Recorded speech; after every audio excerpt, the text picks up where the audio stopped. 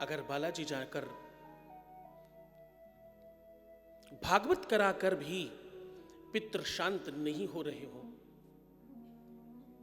श्राद्ध करने के बाद भी, पिंडदान करने के बाद भी, सारे कर्म करने के पश्चात भी अगर जीव को मोक्ष नहीं मिल रहा हो तो उसका साधन बताइए प्रभु।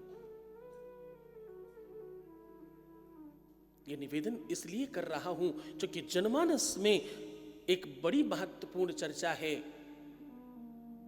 जीवन में संकटों का सबसे बड़ा कारण, ध्यान से सुनना, पितृदोष है।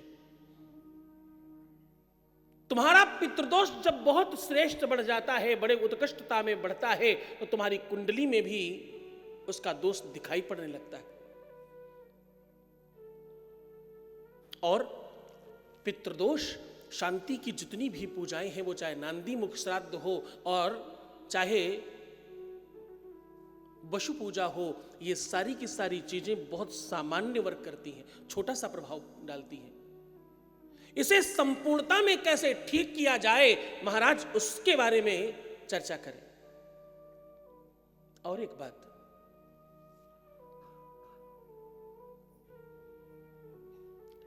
हर मनुष्य बड़ी बड़ी बातें करता है।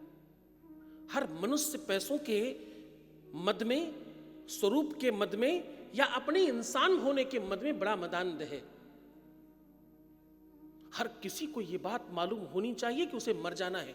हम सब अपनी मृत्यु की तरफ भाग रहे हैं। कहां जा रहे हैं? रोज के रोज आगे कहां बढ़ रहे हैं? अपनी मृत्यु की तरफ बढ़ रहे हैं, पर इस बात को स्वीकार नहीं करते लोग। तो महाराज एक और कृपा करिए,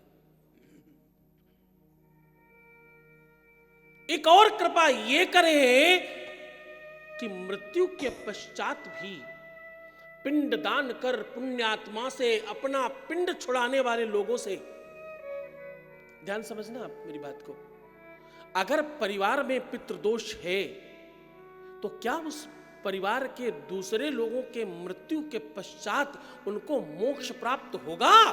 इसका भी साधन बताइए।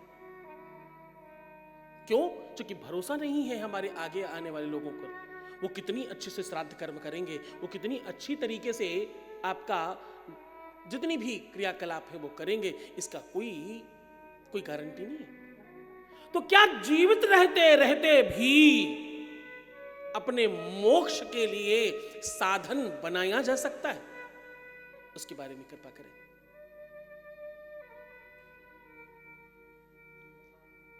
जब मनुष्य वेंटिलेटर पर होता है तो उसे तत्काल ब्रह्म ज्ञान हो जाता है। तुम हजारों कथाएं सुन लो, हो सकता है तुम्हें ब्रह्म ज्ञान ना हो।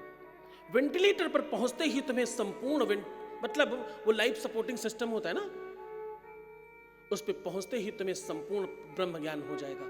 उस दिन तुम्हारी आंखों में वो रोशनी होगी जिस रोशनी के लिए बड़े बड़े संत तपस्या कर रहे हैं। उस दिन तुम्हें पता चलेगा कि तुम्हारा अपना कोई नहीं है। उस दिन तुम्हें मालूम पड़ेगा कि शरीर जब थकता है, तुम्हारी पॉकेट में पैसे नहीं हो और शरीर थक जाए, उस दिन तुम्हें अपना असली वास्तविक रूप दिखाई पड़ जाएगा और तुम्हें अपना सही परिचय मिल जाएगा। और एक बात कहूं, जब विपदा आन पड़ती है ना, कोई नहीं दिखता, तुम्हारा अपना भी कोई खड़ा नहीं होता।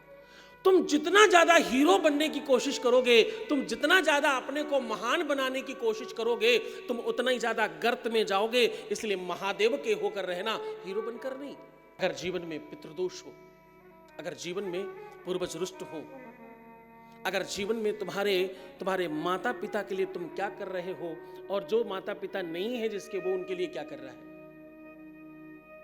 अगर वो प्रसन्न हो तो तुम्हारी उन्नति होती है, और वो अप्रसन्न हो तो तुम्हारा ह्रास होता है, तुम्हारी गति खराब होती है। पूर्वजों के लिए सबसे महत्वपूर्ण स्थान, ध्यान समझना, पूर्वजों के लिए सबसे महत्वपूर्ण स्थान शिव के चरणारविंद हैं। शिव के चरणों में अनुराग और शिव के चरणों में स्थान मिल जाए तो आपके अपने कुल की वृद्धि निरंतर बढ़ने लगती है। शिव महापुराण से ये पूरा का पूरा साधन एक ही बार में संपन्न हो जाता है ऋषियों। शिव महापुराण करने से तुम्हारे सारे प्रश्नों के जवाब एक साथ दे रहा हूं। शिव महापुराण से ये सब संभव है, हर कुछ संभव है। महादेव कृपा करे तो क्या ही नहीं संभव हो सकता। जो तुम पाना चाहते हो, जो तुम लेना चाहते हो, तुम्हारे जीवन में जिस भी चीज की आवश्यकता है वो सब संभव हो सकता है। नमः शिवाय ओम नमः शिवाय, हर हर भोले नमः शिवाय, नमः शिवाय ओम नमः शिवाय, हर हर भोले